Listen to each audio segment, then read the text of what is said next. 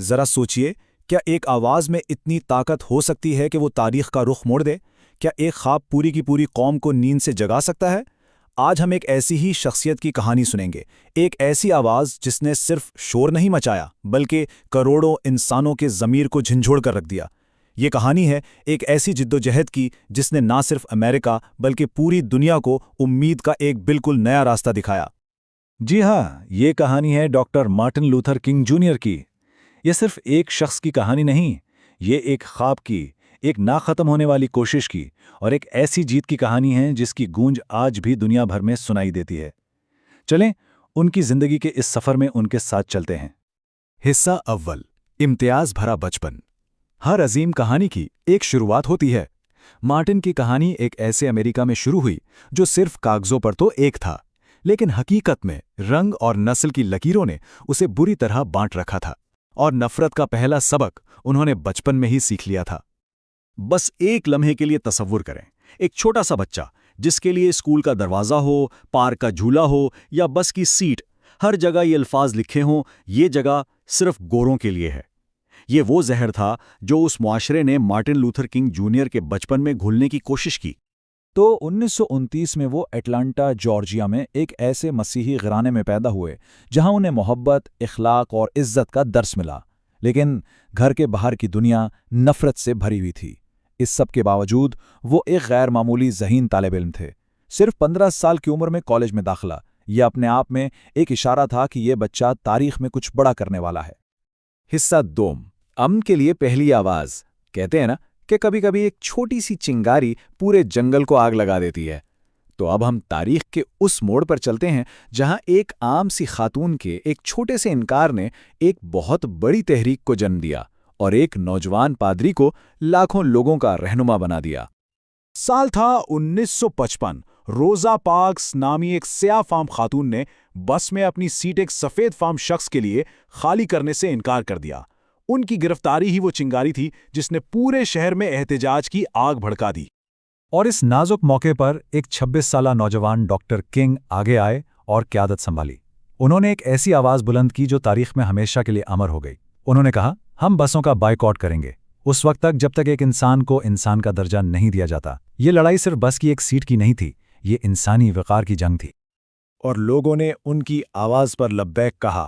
ایک دن، 2 دن نہیں، پورے 381 دن تک لوگوں نے بسوں کا بائیکاٹ کیا۔ وہ میلوں پیدل چلتے رہے۔ یہ 1 سال سے بھی زیادہ عرصے کی قربانی اور ہمت کی ایک ایسی مثال تھی جس نے آخرکار نظام کو جھکنے پر مجبور کر دیا اور مارٹن لوتھر کنگ کو ایک قومی لیڈر بنا دیا۔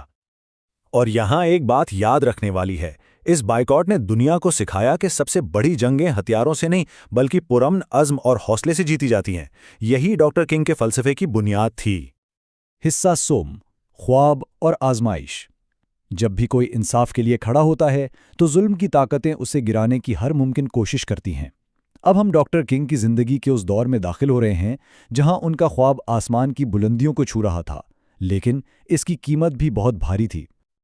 امن کا یہ راستہ پھولوں سے نہیں سجایا تھا۔ ڈاکٹر کنگ کو بار بار جیل بھیجا گیا، ان پر جان لیوا حملے ہوئے، یہاں تک کہ ان کے گھر پر بم پھینکا گیا اور انہیں مسلسل جان سے مارنے کی دھمکیاں ملتی رہیں۔ سوچیں، عدم تشدد کے جواب میں انہیں شدید ترین تشدد کا سامنا تھا۔ لیکن ان تمام مشکلات کے باوجود ان کا یقین، ان کا حوصلہ کبھی نہیں ٹوٹا۔ جیسا کہ وہ خود کہا کرتے تھے، جب ظلم اپنی انتہا کو پہنچ جاتا ہے تبھی انصاف جنم لیتا ہے۔ یہی وہ یقین تھا جو انہیں ہر مشکل میں آگے بڑھاتا رہا۔ اور پھر وہ تاریخی دن آیا، 28 اگست 1963۔ واشنگٹن کی سرزمین پر 2.5 لاکھ سے زیادہ انسانوں کا ایک سمندر امڑ آیا۔ سیاہ، سفید، ہر نسل اور ہر مذہب کے لوگ، سب ایک ہی مقصد کے لیے اکٹھے ہوئے تھے، انصاف۔ لنکن میموریل کی سیڑھیوں پر کھڑے ہو کر ڈاکٹر کنگ نے ایک ایسی تقریر کی جو آنے والی صدیوں تک یاد رکھی جائے گی۔ اس دن ان کی آواز صرف ایک تقریر نہیں تھی، وہ ایک پوری نسل کی امید بن گئی تھی۔ انہوں نے کہا، میرا ایک خواب ہے، اور ان الفاظ نے تاریخ کا دھارا ہی بدل دیا۔ ان کا خواب کیا تھا؟ ایک ایسے امریکہ کا خواب جہاں کسی انسان کی پہچان اس کی جلد کا رنگ نہ ہو بلکہ اس کا کردار ہو۔ یہ ایک ایسا خواب تھا جس میں برابری، بھائی چارے اور انسانیت پر مبنی مستقبل کی امید تھی۔ حصہ چہارم، ایک زندہ وراثت۔ ہر کہانی کا ایک انجام ہوتا ہے۔ اب ہم کنگ کی زندگی کے آخری باب کی طرف بڑھ رہے ہیں۔ ایک ایسا باب جہاں کامیابی کی روشنی بھی ہے اور قربانی کا اندھیرا بھی، اور وہ انمول سبق جو وہ ہمیشہ کے لیے ہمارے لیے چھوڑ گئے۔ ان کی اور لاکھوں لوگوں کی پرامن جدوجہد کے ٹھوس نتائج سامنے آئے۔ 1964 میں شہری حقوق کا قانون پاس ہوا، جس نے ہر قسم کے امتیازی سلوک کو غیر قانونی قرار دے دیا۔ پھر 1965 میں ووٹنگ کے حقوق کا قانون منظور ہوا، جس نے سیاہ فام امریکیوں کو ووٹ کا حق دلایا۔ لیکن 4 اپریل 1968 کو میمفس شہر میں ایک گولی نے ان کی آواز کو تو ہمیشہ کے لیے خاموش کر دیا، مگر ان کے خواب کو نہیں۔ وہ شخص تو چلا گیا، لیکن اس کا پیغام آج بھی زندہ ہے۔ تو doctor Martin Luther king junior کی زندگی سے ہم کیا سیکھ سکتے ہیں؟ پہلا سبق، نفرت انسان کو کمزور کرتی ہے، جبکہ محبت طاقت دیتی ہے۔ دوسرا، اگر خواب سچا ہو تو اسے کوئی گولی ختم نہیں کر سکتی۔ تیسرا، سچا لیڈر وہ ہوتا ہے جو دوسروں کا درد اپنے دل میں محسوس کرے۔ اور آخری اور سب سے امپورٹنٹ سبق، ایک اکیلی آواز میں بھی پوری قوم کو جگانے کی طاقت ہوتی ہے۔ مارٹن لوتھر کنگ جونیئر آج ہمارے درمیان موجود نہیں ہیں، لیکن ان کا خواب آج بھی زندہ ہے اور دنیا کو روشنی دکھا رہا ہے۔ یہ گہری سوچ ہے کہ آخر ایک خواب اپنے خواب دیکھنے والے سے زیادہ لمبی زندگی کیسے جی لیتا ہے۔